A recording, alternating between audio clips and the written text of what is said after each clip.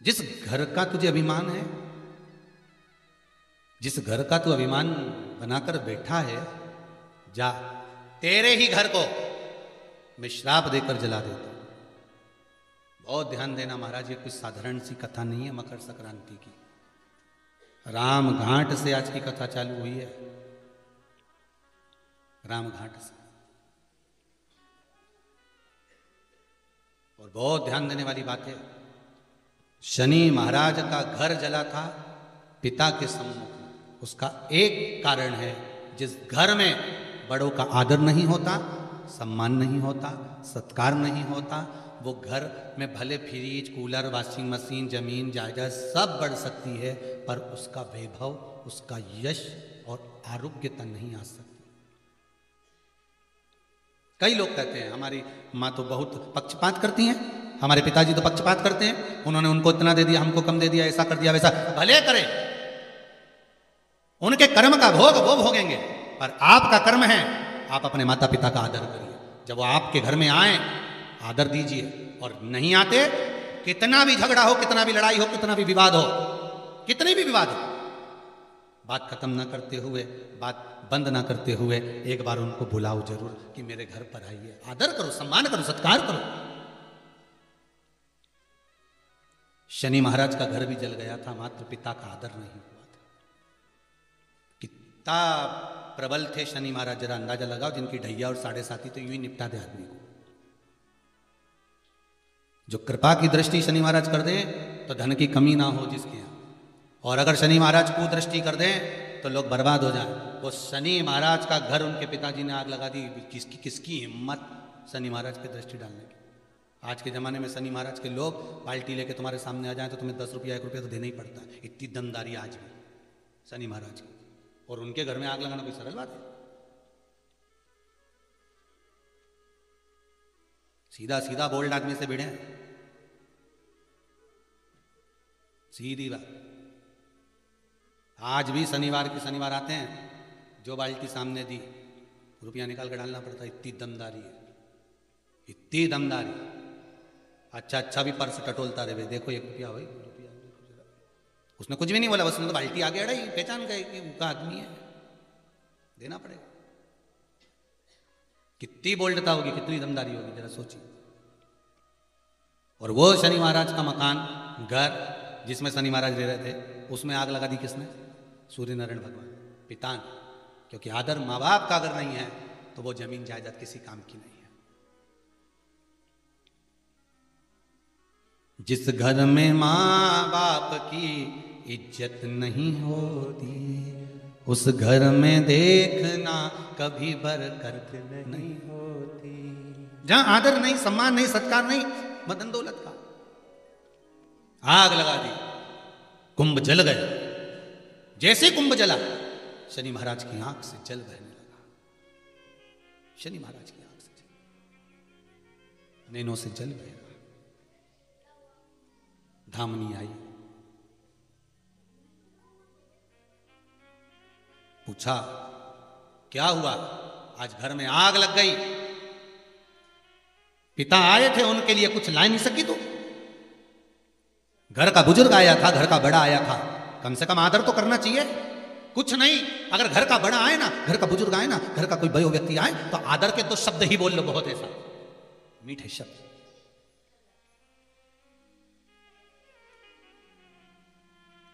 जोधपुर की सरदारपुरा की कथा जब हुई थी तो उस कथा में कहा था जोधपुर में कि अगर कुछ नहीं दे सकते किसी को, मकर संक्रांति पर आपके पास में देने के लिए अगर चावल नहीं है, खिचड़ी नहीं है, लड्डू नहीं है, गुड़ नहीं है, तिल नहीं है, 1 रुपया भी दान करने के लिए अगर आपके पास में नहीं है, तो हमने उस सरदारपुरा की कथा में सत्संग भवन में कहा था, कुछ भी नहीं आपके पास में तो आपकी वाणी तो है ना, प्रेम के बोल बोल लीजिए, राम नाम, कृष्ण नाम, शिव नाम का दान दे दीजिए। श्री शिवाय नमस्तुभ्यम, ये दान दो।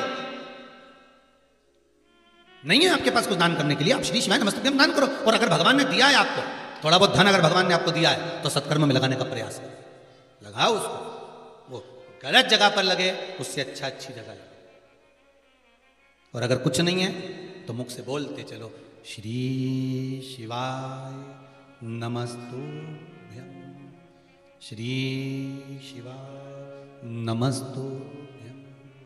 आज मकर संक्रांति है, सभी लोग इस मंत्र का दान आप भी करो और हम भी करें, साथ में मिलकर बोलें श्री शिवाय नमस्तुभ्यं, श्री शिवाय नमस्तुभ्यं, श्री शिवाय नमस्तुभ्यं, श्री शिवाय नमस्तुभ्यं।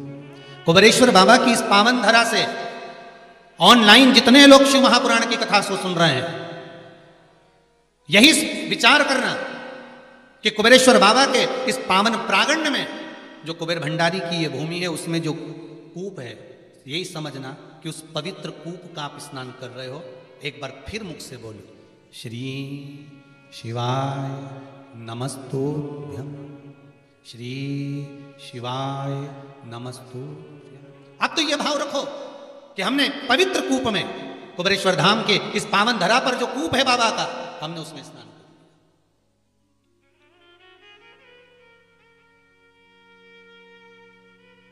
मंत्र का दान दे दो, नहीं है कुछ, मंत्र का दान दीजिए। राम नाम कृष्ण नाम शिव नाम धाम। महाराज कुंभ जल गया। शनि महाराज ने अपनी पत्नी से कहा, देखो कुछ बचा है घर में, कुछ बचा है घर में, देखिए जरा। शनि महाराज की धर्म पत्नी दौड़ कर गई है और जाकर देखा तो धधक धधक कर जल रहा था, कुछ भी नहीं बचा था, कुछ भी नहीं है। तब शनि महाराज ने अपने पिताजी के चरण पकड़े, गलती हो गई, मेरा पिता आया था, मैं आदर नहीं कर पाया। मेरे पिता आए, सूर्य नारायण आए और मैं आदर नहीं कर पाया। विनती करता हूं, निवेदन करता हूं, पिताजी आप, मैं दूसरे घर का निर्माण करता हूं, उस घर में आप जरूर आना पिताजी। मुझसे जो बनेगा मैं आदर के भाव रख दूंगा, मुझसे जो बनेगा मैं आदर का भाव रखूंगा। सूर्य नारायण भगवान बोले कि आज तेरे पास में कुछ खाने के लिए नहीं है। माना मैंने तेरे घर में आग लगा दी, माना तेरे घर में कुछ भी नहीं है, पर कुछ तो होगा, कुछ तो होगा। अंदर गई चित्ररथ की पुत्री, दौड़ कर गई शनि महाराज की धर्म पत्नी। थोड़ा सा तिल और गुड़ रखा हुआ था, तिल और गुड़ लेके आई, भगवान को देने लगी। सूर्य नारायण भगवान ने कहा, तेरे घर को आग मैंने लगाई है, इस तिल और गुड़ को तो मैं उस दिन लूंगा जिस दिन तू नए घर में प्रवेश करेगा, और मैं स्वयं तेरे उस घर में आऊंगा, आदर देखूंगा, तब तुझे देखकर जाऊंगा। भगवान ने, शनि महाराज ने नया घर बनाया जिसका नाम था मकर। उस कुंभ में आग लगाई, मकर में भगवान शनि महाराज ने बार बार अपने पिताजी को आदर कर कर कहा, पिताजी पधारो, पिताजी पधारो। पिताजी कहते हैं, जब उत्तरायण भाव में भ्रमण करते हुआ आऊंगा, सब देवताओं के घरों में प्रवेश करते करते आऊंगा, तब शनि तेरे घर में भी प्रवेश करूंगा। तब मकर में प्रवेश किया तो शनि महाराज की पत्नियां दौड़कर तिल गुड़ से अपने पिता का आदर करने लगी। जानकर सूर्य नारायण भगवान ने वर प्रदान कर दिया। आज मैंने इस मकर राशि में प्रवेश करा है, मकर के अंदर प्रवेश करा है, जो मुझे गुड़ और तिल्ली का दान देगा, सूर्य को अर्घ देगा, सूर्य का स्मरण करेगा, मेरा स्मरण करने वाला कभी खाली नहीं रहेगा। जैसे शनि को नया भवन दिया, जो मुझे आनंद से स्मरण करेगा, आज के दिन जो दान पुण्य भजन कीर्तन स्मरण करता है, पुराण और वेद को श्रवण करता है, मेरी पावन चरित्र को सुनेगा, उसको भी मैं नूतन नूतन भाव प्रदान करता रहूंगा, नूतन भाव। इसलिए होती है मकर संक्रांति और तिल और गुड़ का दान। मैं धन्यवाद दूंगा सभी श्रोता भाई बहनों को जिन्होंने गौ माता के लिए गुड़ के दान के लिए शुल्क जमा कर कर यहाँ पर मैसेज किया, उसके लिए भी धन्यवाद है। जो शिव मंदिर के लिए दान दे रहे हैं, और एक निवेदन करूंगा आप सबको, आजीवन भोजन भंडारे वालों को खास तौर से कहूंगा कि आप लोग जो आजीवन भोजन भंडारे के सदस्य बन रहे हो, उनसे निवेदन है कि अगर 14 तारीख और 15 तारीख को आजीवन भोजन भंडारे के सदस्य बन रहे हो तो अलग से कोई तारीख मत लिखाओ। आप तो अगर तारीख लिखाना है कि हम आजीवन भोजन भंडारे के सदस्य बन रहे हैं तो 14 तारीख मकर संक्रांति लिखा। उसका कारण है, कम से कम आज के दिन आजीवन भोजन भंडारा, मतलब अपन रहें ना रहें पर आपके निमित्त, आपके द्वारा यहां लोग भोजन तो कर लेंगे, सुख तो पाएंगे। तो आजीवन भोजन भंडारे वाले ध्यान रखें, कोई तारीख मत बदलो आपको कि हमारे जन्मदिन पे करना है या नहीं। नहीं, आप तो 14 मकर संक्रांति की हमने लिखा दी, मतलब आज करा तो आज ही का लिखा, आप तो मकर संक्रांति पे करा।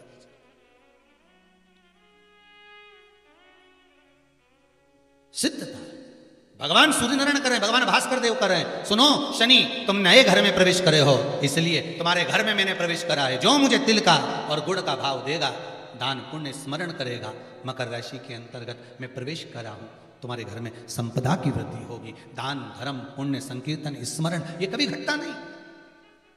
और आप सभी को मकर संक्रांति के पावन अवसर पर बहुत बहुत बधाई देते हुए भाव प्रकट कर रहे हैं कि कम से कम आपने मकर संक्रांति की कथा को श्रवण तो करा, जनमानस तक ये कथा पहुंची तो सही। और मुझे विश्वास है कि ये कथा केवल आप सुने यहीं तक मत रहने देना, इस कथा को जन जन तक पहुंचा दो, जन जन तक भेजिए इस कथा को कि मकर संक्रांति पर क्यों गुड़ और तिल का दान होता है, किस लिए हो।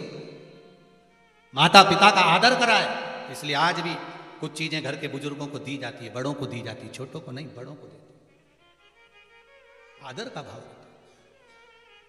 शिव पुराण कह रही है महाराज, भगवान शंकर पार्वती आनंद के साथ निवास कर रहे हैं, तभी उसी समय पर शिव और पार्वती का मंगल विवाह हो रहा।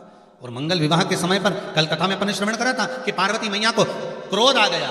और आज भी वो गौरी कुंड जो हिमाचल में विराजमान है, आज भी वो गौरी कुंड के पास से अगर कोई गंगा का जल लेकर जाता है तो वो गौरी कुंड में उछाला जाता है, उछाल।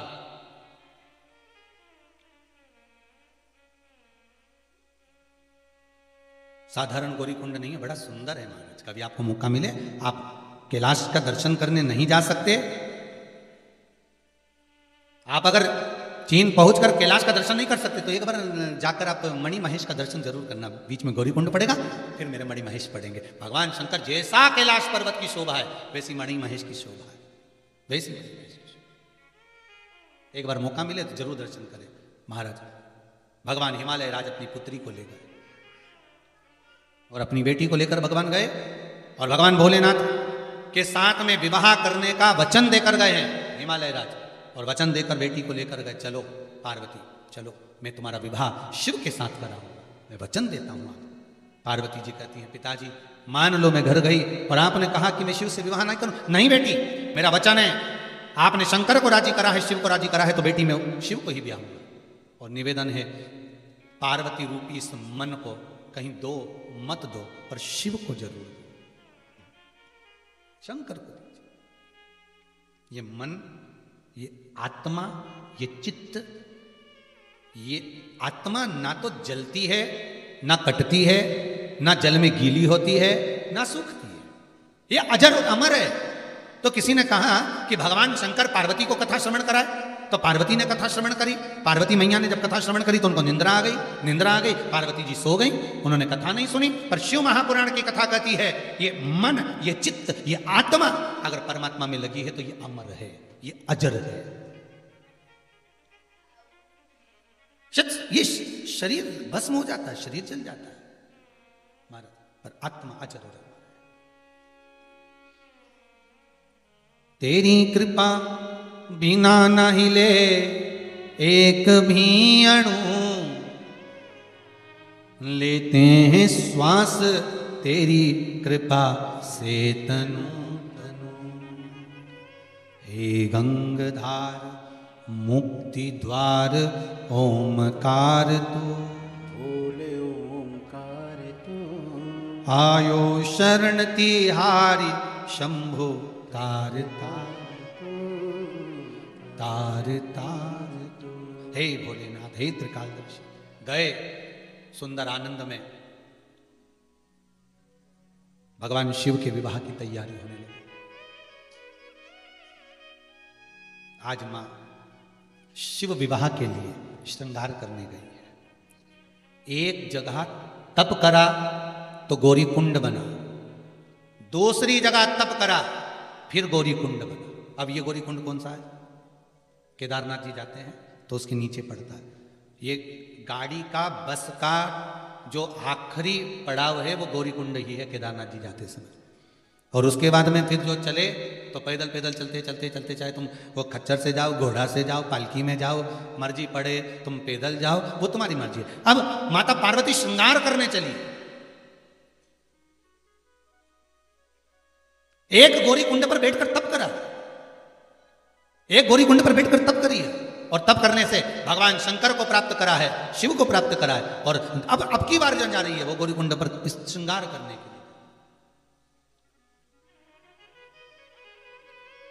और चली, कितना सुंदर भाव कहा है महाराज जी, सत्संग ने मेरी बात चलाई, सतगुरु ने मेरी कीनी रे सगाई। देखिए जरा ध्यान दीजिएगा, रुक्मणी जी को नारद जी ने सत्संग कराया था, भगवान कृष्ण मिल गए थे। पार्वती जी को भी नारद जी ने सत्संग कराया था, जन्म लिए, और नारद जी ने कह दिया अगर इसको पति मिलेगा, भस्मी रामाने वाला, जटाजूट बांधने वाला, मृगजाला पहनने वाला, इसको पति मिलेगा, ऐसा अड़भंग मिलेगा, अगर ये चाहे तो शिव की आराधना करे। बस सुन लिया था, इसलिए सत्संग ने मेरी बात चलाई, सतगुरु ने मेरी कीनी रे सगाई। अब गुरु को बुला के हाथ लेवा तो करा दो, मुझे भोले बाबा की दुल्हन बना दो। आओ मेरी सखियों मुझे मेहंदी लगा दो, मुझे भोले बाबा की दुल्हन बना दो। ये मन, ये चित्त, ये वृत्ति शंकर में लगा दो शिव।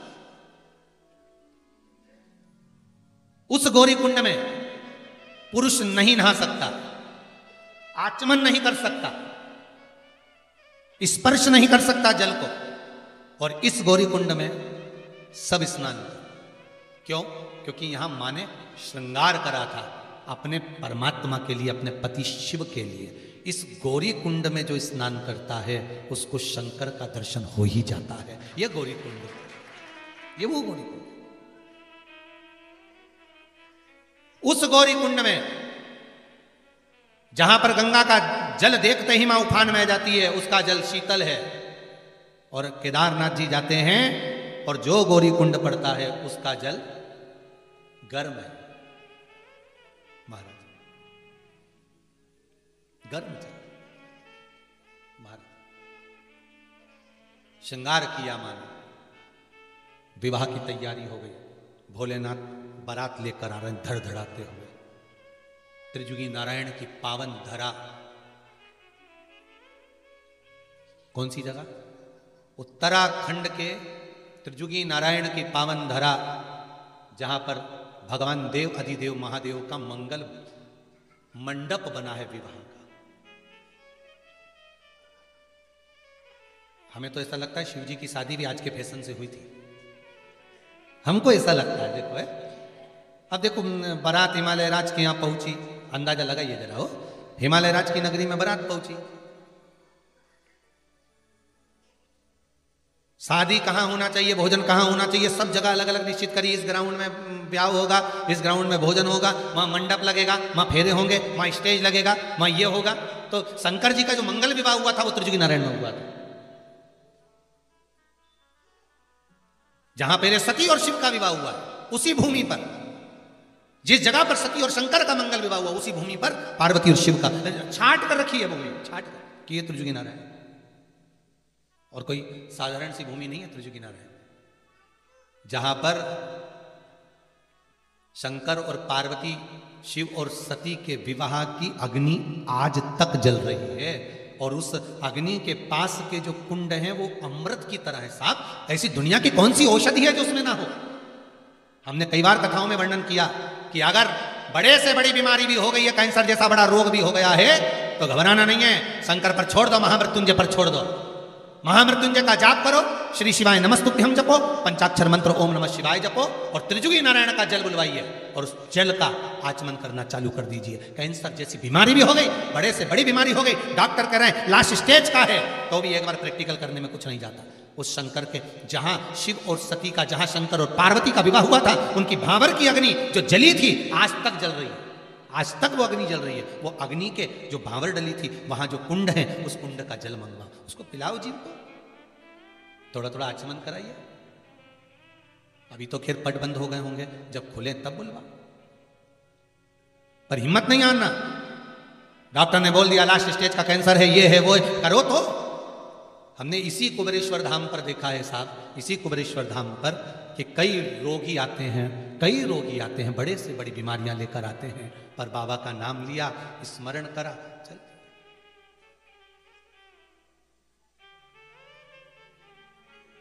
दिया और चल दिया। हम तो इतना ऊपर त्रिजुगी नारायण से जल तो नहीं ला सकते आप लोगों के लिए, पर बाबा से ये विनय जरूर कर सकते हैं, बाबा कुछ ऐसी कृपा करना कि जो ये आपके कुबेरेश्वर धाम में जो कूप है, इसी में आप त्रिजुगी नारायण का पानी भर देना, ऐसी कृपा कर देना कि लोग जल का आचमन कर स्वस्थ हो जाए, ऐसी कृपा कर देना। इतनी ऊपर कोई नहीं जा सकता, पर बाबा इतनी कृपा तो करना। ये जितनी जितनी कथा में जो जो कुएं आ रहे हैं ना, धन्वंतरी कुओं, काशी की ज्ञानवापी, गौरी कुंड, फिर गौरी कुंड, मानसरोवर, अभी तो बाकी है बहुत सारी सरोवर। अभी तो आज कौन सा दिन है? 5वां है, 2 दिन बचे हैं, मतलब मानसरोवर पहुंचना पड़ेगा। तो ये जो आते जा रहे हैं ना, नदी, तालाब, कुंड, बावड़ी, सरोवर, सब ला के डाल दे बाबा भोलेनाथ, यही कुएं में पटक दे सब पूरा, एक ही महाराज। जो आचमन करे उसको सुख मिले, ऐसी कृपा कर दे महाराज। सारे तीर्थ धाम आपके चरणों में, हे भोलेनाथ प्रणाम आपके चरणों में। हे शिव, हे शंकर, हे ओघड़ी, हे त्रिकालदर्शी, कैलाशी, अविनाशी मेरे भोलेनाथ। शिव मंगल आनंद करने वाले मंगल विवाह के लिए त्रिजुगी नारायण की भूमि को वहां पर निश्चित किया है, निश्चित।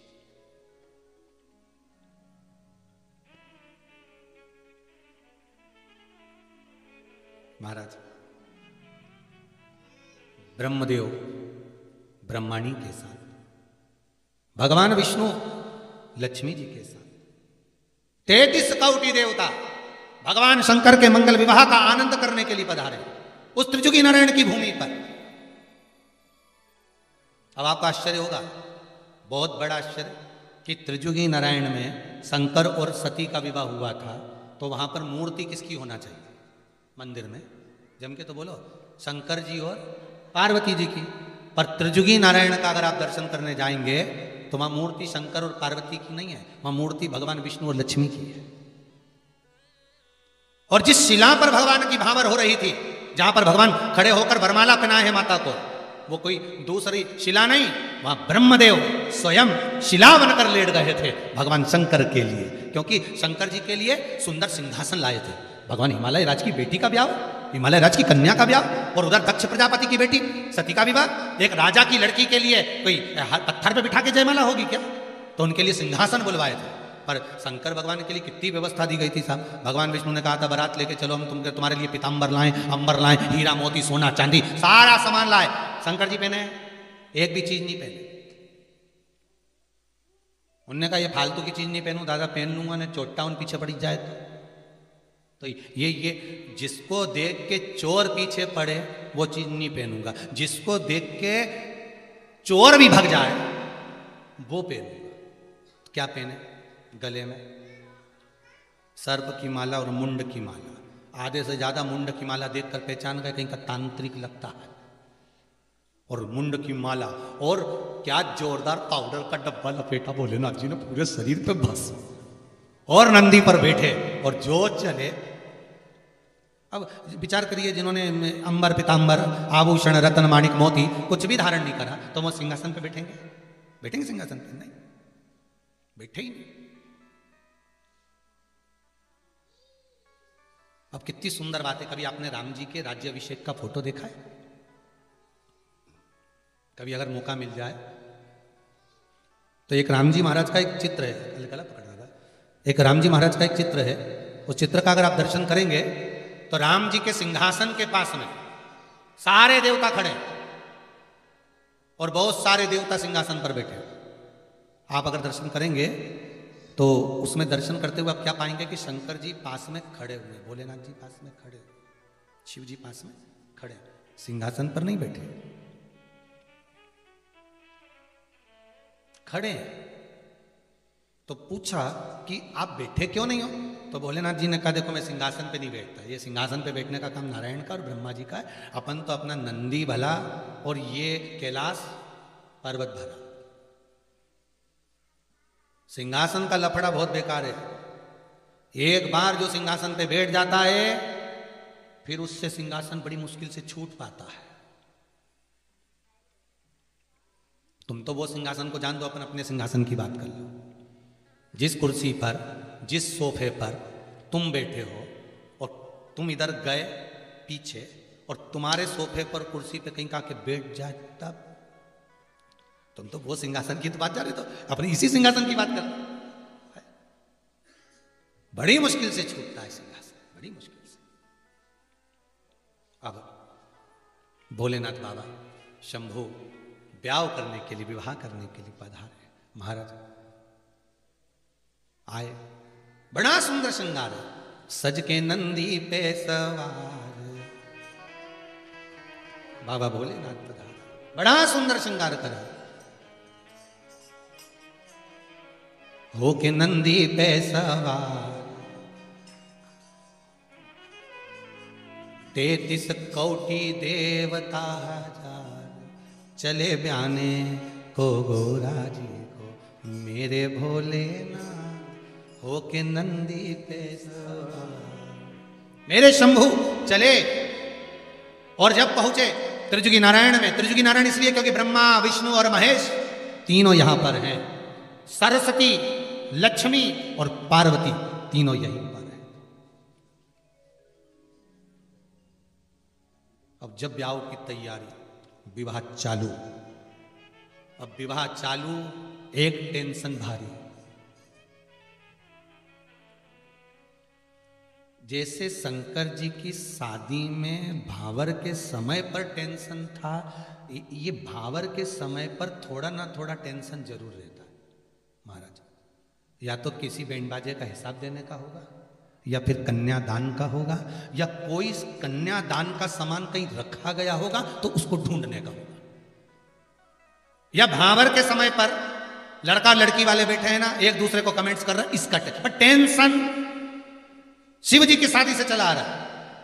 और यह टेंशन साधारण नहीं था, भोलेनाथ जी की शादी में बहुत बड़ा टेंशन था। पार्वती जी बाजू में बैठी है, कन्यादान का क्रम चल रहा है, फेरे की तैयारी हो रही है, और पार्वती जी फेरे की तैयारी के समय पर भोलेनाथ जी से तो नहीं बोली, पर लक्ष्मी जी से कह दी, सखी ब्याह हो रहा है पर गड़बड़ी है। गड़बड़ी? कौन सी गड़बड़ी? एक ही गड़बड़ी है, मैं बाजू में खड़ी होकर परिक्रमा लूंगी पर वो गंगा सिर पे परिक्रमा ले रही है, एक गड़बड़ी है। गंगा कहां है? शंकर के, मेरे सर शिव के सिर पर गंगा है। अब अगर ये भी भावर ले लेगी तो अर्धांगिनी की बन जाएगी, टेंशन भारी है। व्हाट्सएप पे एक मैसेज गड़बड़ दिख गया नहीं है तो नींद नहीं आए जगदम्बा को, किसका है पता लगा के रहूंगी। अब इतना बड़ा टेंशन कि ये गंगा सिर पर है, शंकर भगवान को लगा। अब इसने जैसे ही लक्ष्मी जी से कहा, लक्ष्मी जी ने उसी समय पर सरस्वती से कहा, सरस्वती सरस्वती सरस्वती जी दौड़ के आई, क्या हुआ लक्ष्मी? ये जो बेस्ट फ्रेंड होती है ना, इनको बड़ी टेंशन होती है, जरा ध्यान रखना, ये लाल साड़ी वाली कौन बैठी उधर देख, बाजू में देख। और फिर बोल कत्थई साड़ी, नहीं लाल वाली, मैं उसके पास जाके बैठती हूँ, कौन के रिश्तेदार है भी मालूम करती हूँ, और जाके बैठी उनके पास दम भर के, जो लहंगा चोली पहन के पास में बैठी, क्यों किसकी तरफ से आई तुम? किसकी तरफ से आई? तो क्या लड़के वालों की तरफ से? लड़के वालों की कौन लगती हो? कुछ नहीं, हम तो उनके ऑफिस में काम करते हैं बस। उसने आके कहा ये ऑफिस वाली है, और तुरंत किया, उत्ते में तो नीली पीली लाल हरी बत्ती सब जली गई, सब जली उसके।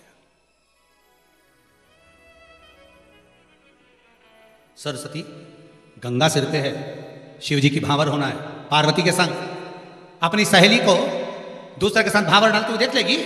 सरस्वती ने कहा ये तो गलत है। सरस्वती जी ने शिव जी को देखा, भोलेनाथ सरस्वती को देखकर मुस्कुरा दिए।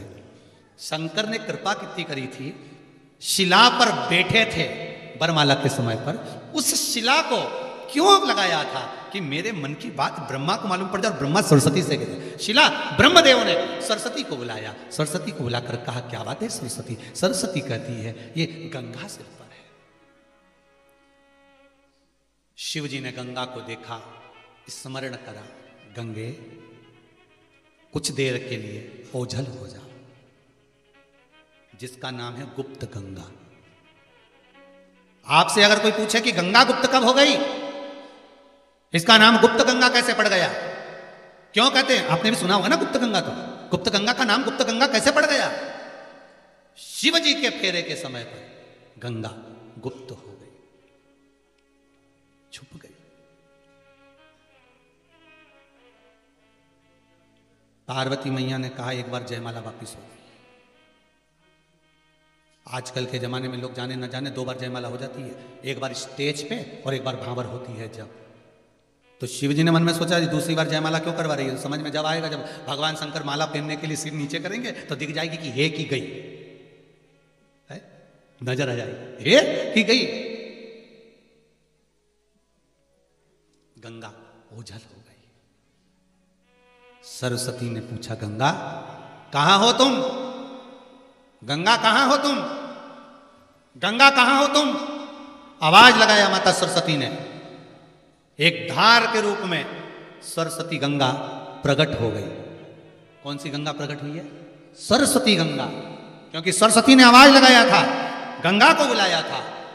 त्रिजुगी नारायण के शंकर भगवान की भांवर चालू हो रही है और सरस्वती गंगा प्रकट हो गई। और वो गुप्त सरस्वती गंगा जब प्रकट हुई, उस सरस्वती गंगा के प्रकट होते से जो देखा प्रभु को भांवर डलते हुए, प्रसन्न हो गई मां गंगा। आज मेरे भोलेनाथ का मंगल विवाह है। वर दे रही है सरस्वती गंगा, वर दे रही है सरस्वती गंगा वर। ब्रह्मा और भगवान विष्णु ने पूछा सरस्वती गंगे आज शिव जी का विवाह है, लोग शादी में गिफ्ट देते हैं, तुम कुछ नहीं लाई हो? सरस्वती गंगा कहती है क्यों ना लाई, मेरी भी गिफ्ट है। सुनो ब्रह्मा, सुनो विष्णु, सुनो ब्रह्मा विष्णु, मेरा भी गिफ्ट है।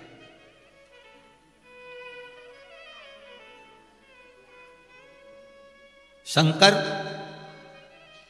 भगवान भोलेनाथ जब परिक्रमा करेंगे, भांवर डलेगी, उनके चलने पर जो एड़ी के निशान पड़ जाएंगे उसमें मैं जल भर दूंगी, वो जल औषधि का काम कर जाएंगे। यही मेरा पुरस्कार है, यही मेरा गिफ्ट है।